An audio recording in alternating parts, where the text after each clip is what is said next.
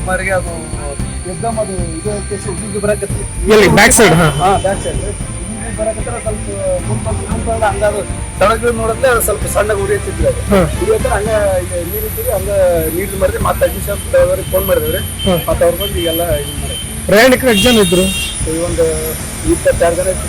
ನಿಮ್ಗೆ ಅಲ್ಲಿ ಹೊಗೆ ಬರೋದು ಹೆಂಗ್ ಗೊತ್ತಾಯ್ತು ಸರ್? ಅದು ಗ್ಲಾಸ್ನಾಗ ಒಳಗೆ ಬಂತ್ರಿ ಸರ್ ಹೋಗಿ ತಳಗಿಳಿದೇವ್ರಿ ಸರ್.